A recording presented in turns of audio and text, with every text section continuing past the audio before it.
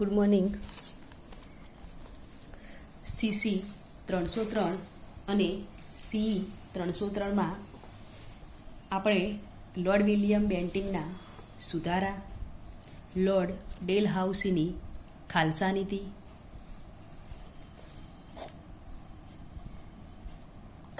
નીતિ, સુધારા,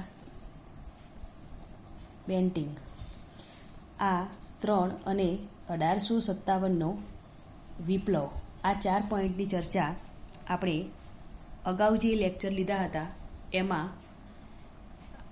આ 4 પ્રશ્નોની ચર્ચા આપણે કરી હતી. હવે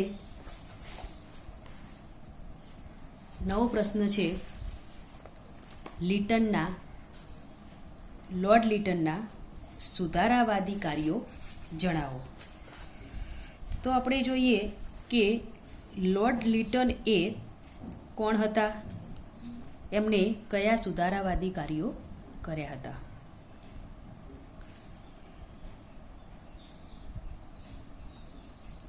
ભારતની અંદર બ્રિટિશ નીતિના પ્રતિનિધિ અને ભારતમાં બ્રિટિશ નીતિના પ્રતિનિધિ અને સર્વોચ્ચ વહીવટકર્તા તરીકે નોર્થ બુક પછી લિટન ઈસવીસન 1876માં લિટન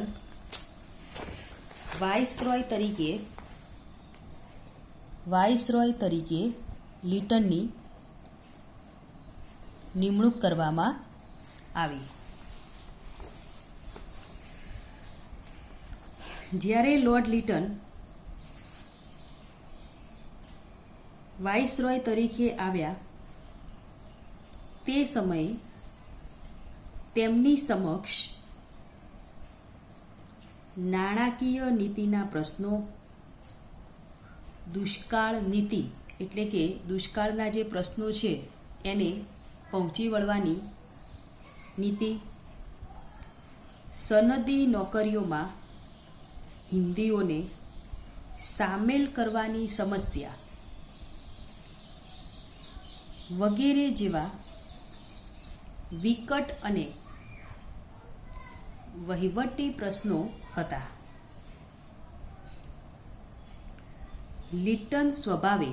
લિટનનો સ્વભાવ તુમાખી અને સામ્રાજ્યવાદી મનોદશા ધરાવતો હતો.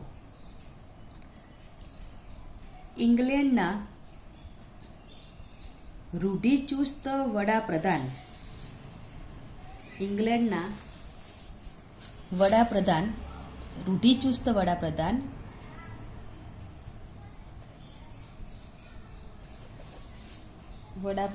ડિઝરાયલી, ઇંગ્લેન્ડના વડાપ્રધાનનું નામ હતું ડિઝરાયલી.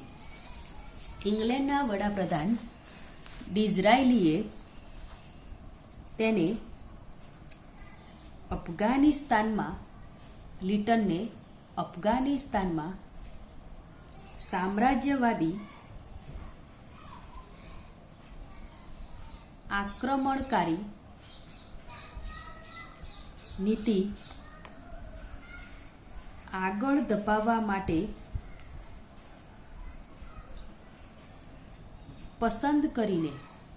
પસંદગી કરીને તેને મોકલ્યો હતો.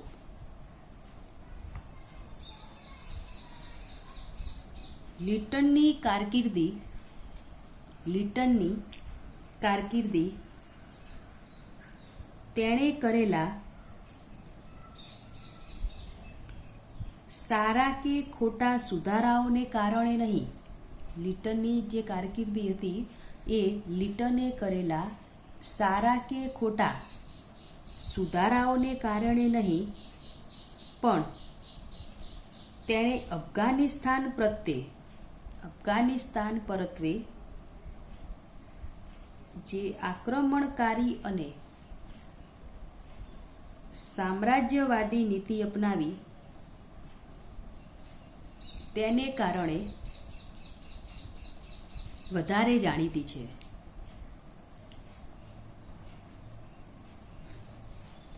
આપણે લિટનનો જે પરિચય મેળવ્યો કે 1876ની અંદર તે બ્રિટિશના તેઓ પ્રતિનિધિ હતા અને 1876માં તેમની વાઇસરોય પદે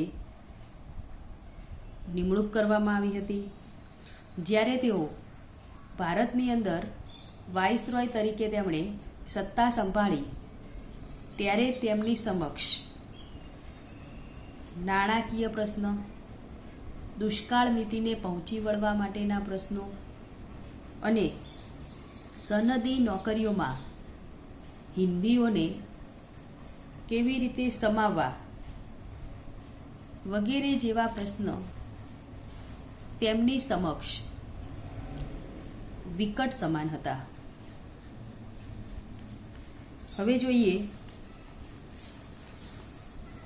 કે ડૉક્ટર વી.એ. સ્મિથ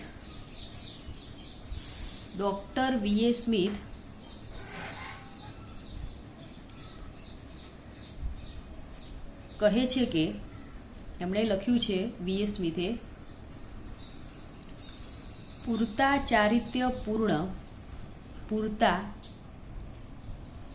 ચારિત્ર્યપૂર્ણ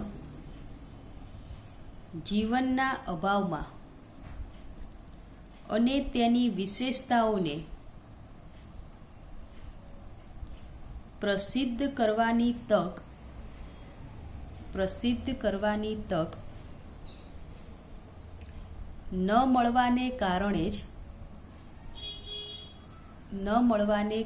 જ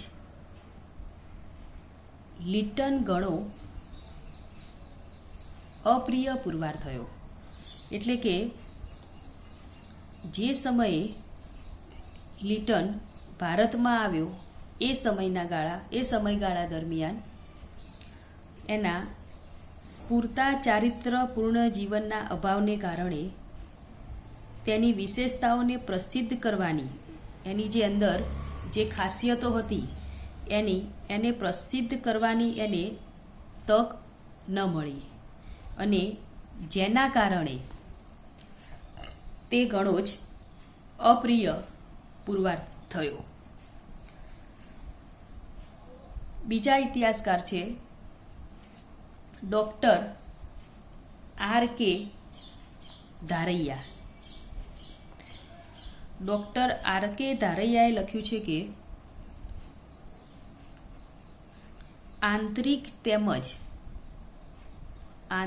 તેમજ વિદેશ નીતિને ક્ષેત્રે લિટનના અવિચારી ઉતાવળિયા પગલાંને કારણે તે અળખામણો બન્યો.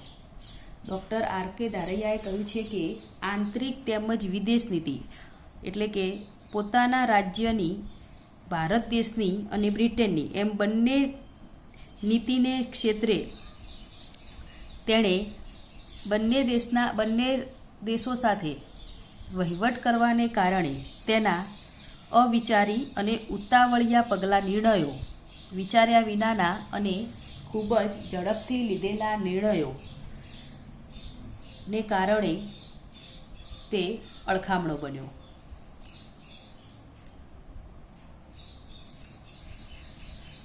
ડૉક્ટર જગન્નાથ મિશ્ર લખે છે કે હિંદની આંતરિક સમસ્યાઓના ઉકેલ માટે, હિંદની આંતરિક એટલે ભારત દેશની પોતાની સમસ્યાઓ, હિંદની આંતરિક સમસ્યાઓના ઉકેલ માટે લિટને જે પદ્ધતિ અમલમાં મૂકી તેનાથી હિન્દીઓમાં ભારે નિરાશા વ્યક્ત થઈ. ડૉક્ટર જગન્નાથ મિશ્રએ કહ્યું કે હિંદની આંતરિક સમસ્યાઓનો ઉકેલ એટલે કે હિંદના પોતાના જે પ્રશ્ન હતા, અંગત પ્રશ્ન, એના ઉકેલ માટે લિટને જે પદ્ધતિઓ અમલમાં મૂકી તેનાથી હિન્દીઓની જે ભારતીય જે પ્રજા હતી એમનામાં નિરાશા પેદા થઈ, એટલે કે એમનામાં નિરાશા જન્મી.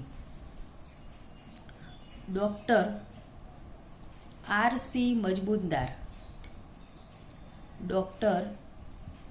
R.C. મજમુદાર લખે છે કે દિલ્હી દરબારના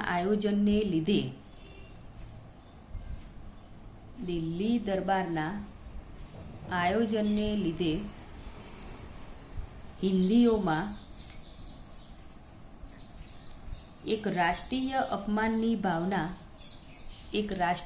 અપમાનની ભાવના ફેલાવા પામી.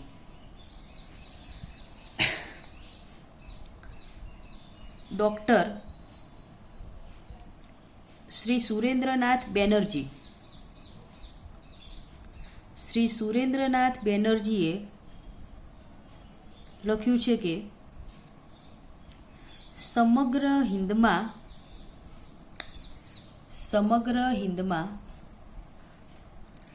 એવું માની લેવામાં આવ્યું કે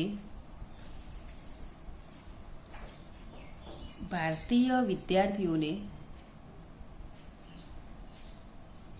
ICSની પરીક્ષાઓમાં સ્થાન ન મળે, તે માટે જાણી જોઈને આ પ્રયાસ કરવામાં આવ્યો હતો.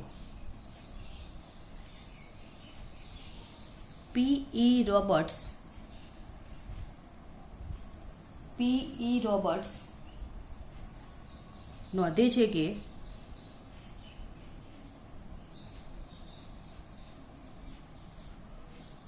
આધુનિક ભારતના ઇતિહાસમાં જેટલી કડક ટીકા ટિપ્પણીઓ, P.E. રોબર્ટ્સે કહ્યું છે કે આધુનિક ભારતના ઇતિહાસમાં જેટલી ટીકા અને ટિપ્પણીઓ લિટનની થઈ છે એટલી અન્ય કોઈ વાઇસરોયની થવા પામી ન હતી. એટલે કે એની ટીકા ટિપ્પણીઓને કારણે તે પ્રજામાં અપ્રિય બન્યો હતો. હવે જોઈશું આપણે કે લિટને જ્યારે હિંદમાં આવ્યો ત્યારે તેણે આર્થિક અને રાજકીય એવા કેટલાક સુધારા પણ કર્યા હતા. તો આપણે જોઈએ કે લિટનના આર્થિક સુધારાઓ. લિટનના આર્થિક સુધારા. લિટનના આર્થિક સુધારાઓમાં પોઈન્ટ છે દુષ્કાળ નીતિની શરૂઆત. પહેલો પોઈન્ટ છે દુષ્કાળ નીતિની શરૂઆત.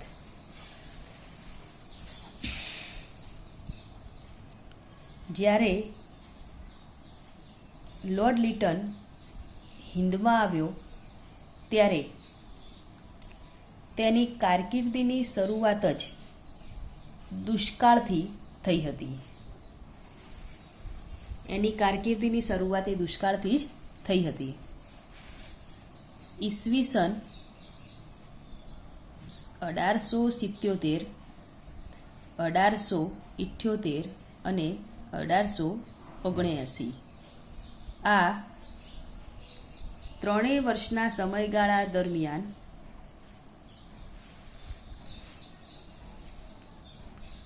દક્ષિણ હિંદ, પંજાબ, મદ્રાસ, મુંબઈ, હૈદરાબાદ, મૈસૂર અને મધ્ય હિંદના મધ્ય હિંદના ઘણા પ્રદેશો દુષ્કાળના પંજામાં સપડાયા હતા. એટલે કે જ્યારે ઈસવીસન 1877, 78 અને 79માં દુષ્કાળ પડ્યો તો આ દુષ્કાળના સમયગાળા દરમિયાન દક્ષિણ હિંદ, પંજાબ, મદ્રાસ, મુંબઈ, હૈદરાબાદ, મૈસૂર, આ તમામ જે રાજ્યો હતા આ રાજ્યો દુષ્કાળના પંજામાં સપડાયા હતા. આ ઉપરાંત લોર્ડ લિટન પહેલાં પણ વાઇસરોય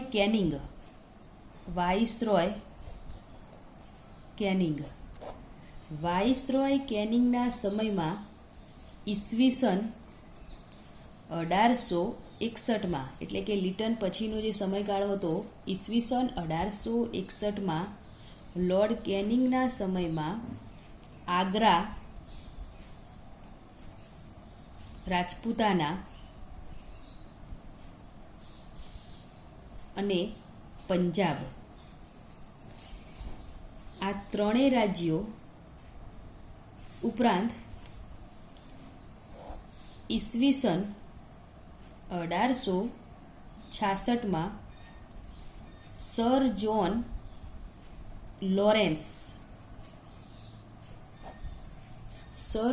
લોરેન્સના સમયમાં ઓરિસ્સામાં ભયંકર દુષ્કાળ પડ્યો હતો. એટલે કે આ રીતે લોર્ડ લિટન જ્યારે સત્તા ઉપર આવ્યો ત્યારે તેના સમયની અંદર ઈસવીસન 1877, 78 અને 79 એવા 3 વર્ષની અંદર દુષ્કાળ પડ્યો હતો. ત્યારબાદ એના સમયગાળા પહેલાં 1861 એટલે કે લિટનના પહેલાં પણ લોર્ડ કેનિંગના સમયમાં 1861ના સમયની અંદર લોર્ડ કેનિંગના સમયમાં સૌપ્રથમ આગ્રા, રાજપૂતાના અને પંજાબમાં દુષ્કાળ પડ્યો. ત્યારબાદ 1866 ઈસવીસન સર જોન લોરેન્સના સમયની અંદર 1866માં ઓરિસ્સામાં દુષ્કાળ પડ્યો અને ત્યારબાદ ત્રીજા નંબરે આવેલ લોર્ડ લિટનના સમયમાં 1877થી 1879 દરમિયાન હિન્દ, પંજાબ, મદ્રાસ, મુંબઈ, હૈદરાબાદ અને મૈસૂર વગેરે જેવા રાજ્યોની અંદર ભયંકર દુષ્કાળ પડ્યા હતા. આ દુષ્કાળની અંદર લગભગ 20 લાખ માણસો, એટલે કે 20 લાખ જેટલા માણસો ભૂખમરાથી મૃત્યુ પામ્યા હતા. 20 લાખ માણસો ભૂખમરાના કારણે મૃત્યુ પામ્યા હતા. આ સમય દરમિયાન લોકોને રાહત આપવા માટે કોઈ ખાસ પગલાં લેવાયા નહીં. એટલે કે આટલો બધો દુષ્કાળ પડ્યો છતાં પણ લોર્ડ લિટનના સમય દરમિયાન પણ કોઈ ખાસ પગલાં લેવામાં આવ્યા ન હતા. આ ઉપરાંત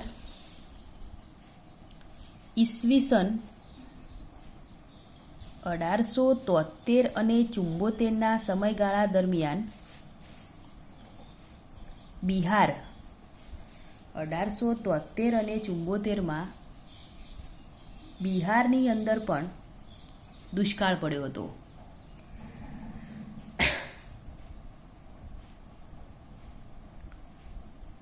ત્યારે બર્મામાંથી મોટા ખર્ચે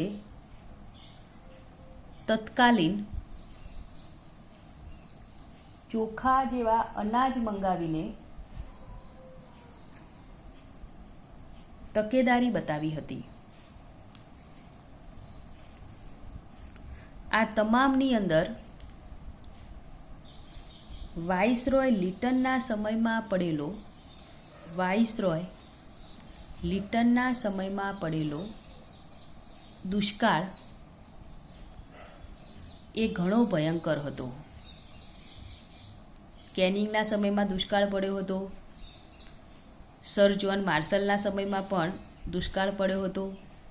પરંતુ એના કરતાં પણ જે સમયે લોર્ડ લીટન હિંદમાં આવ્યો અને 1877થી 1979ના સમયગાળા દરમિયાન જે દુષ્કાળ પડ્યો એ ભયંકર હતો.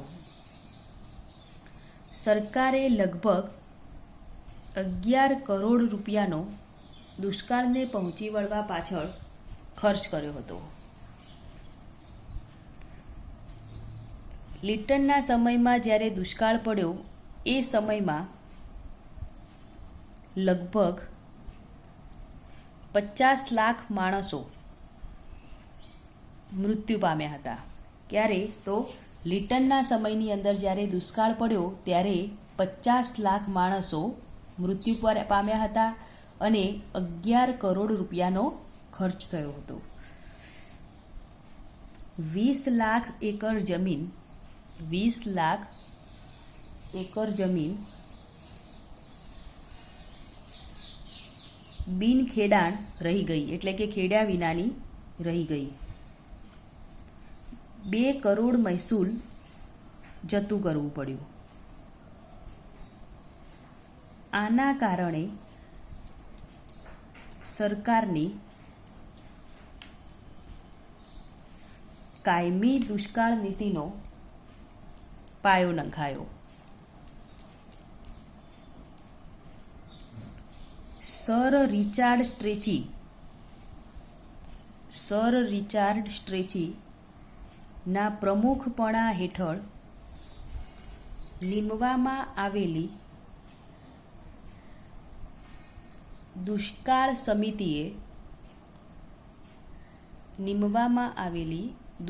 સમિતિએ દુષ્કાળગ્રસ્ત વિસ્તારોને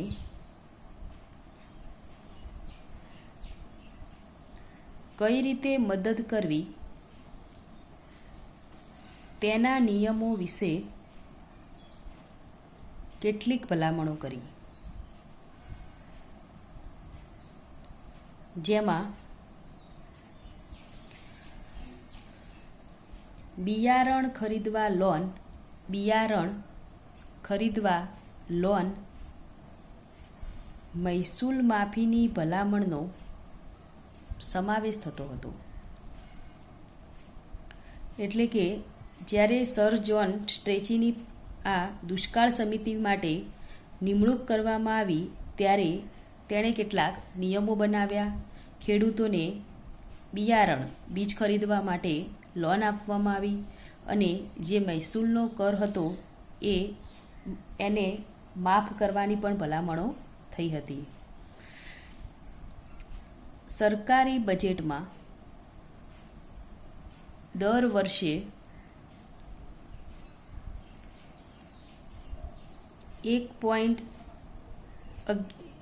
સરકારી બજેટમાં દર વર્ષે 2 કરોડ રૂપિયા દુષ્કાળ માટે અલગ રાખવા, જેમાંથી દુષ્કાળ વખતે રેલવે, નહેરો વગેરે બાંધકામના કાર્યો હાથ ધરી શકાય.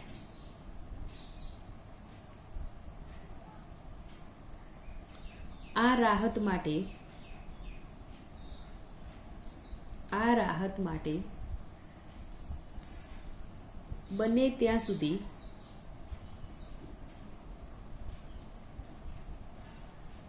પ્રાંતીય સરકારોએ ખર્ચ ઉપાડવો અને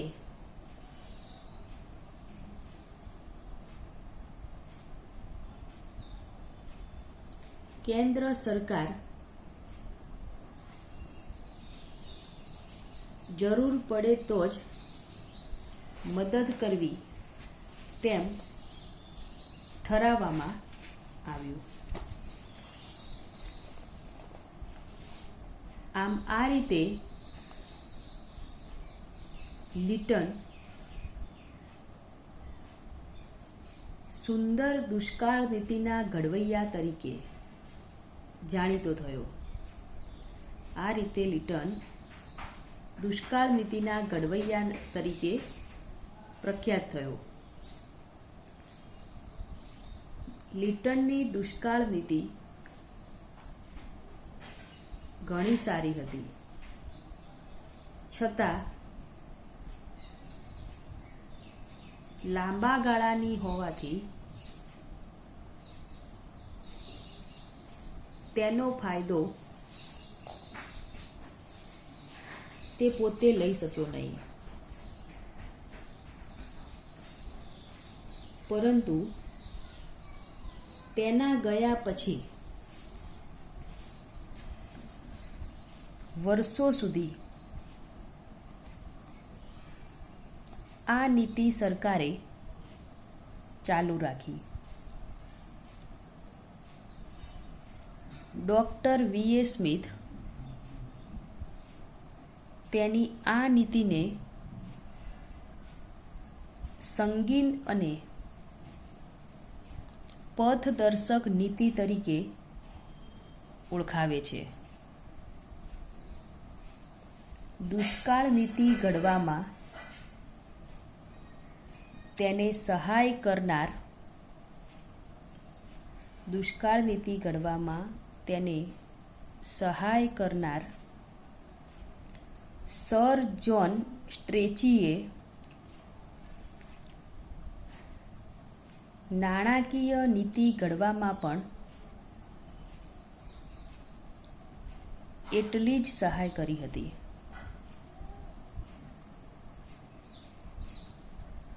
તેની સહાયથી વાઇસરોય લિટન બીજા અન્ય સુધારા પણ કરી શક્યો હતો.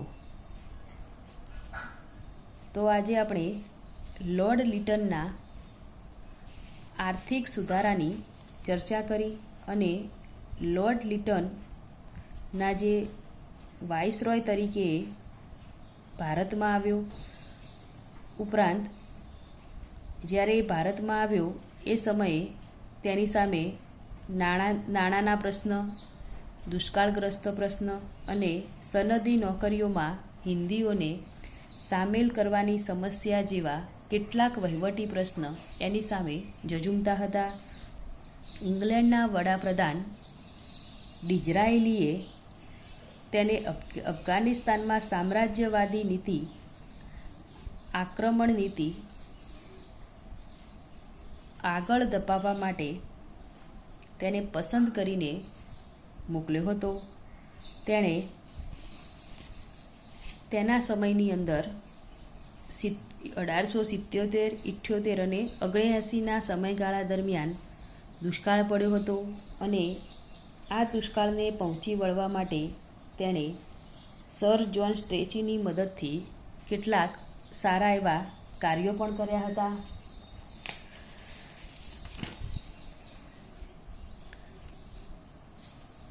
Doctor R K. ધારૈયા તેની આ નીતિ વિશે કહ્યું છે કે પોતાના દેશની અને વિદેશ નીતિ એટલે કે આંતરિક અને વિદેશ નીતિ ક્ષેત્રે તેના અવિચારી અને ઉતાવળિયા પગલાંને કારણે તે પ્રજાની અંદર અળખામણો બન્યો હતો. એટલે કે પ્રજાની અંદર લિટનની જે ગણના થાય છે એ અપ્રિય વહીવટકર્તા તરીકે થાય છે. પી. રોબર્ટ્સે પણ કહ્યું કે આધુનિક ભારતના ઇતિહાસમાં જેટલી ટીકા અને ટિપ્પણીઓ લિટનની થઈ છે એટલી જ ટીકા અને ટિપ્પણીઓ અન્ય કોઈ વાઇસરોયની થવા પામી નથી. તો આ રીતે લોર્ડ લિટને આર્થિક, સામાજિક અને રાજકીય ક્ષેત્રે ઘણા બધા સુધારા કર્યા હતા.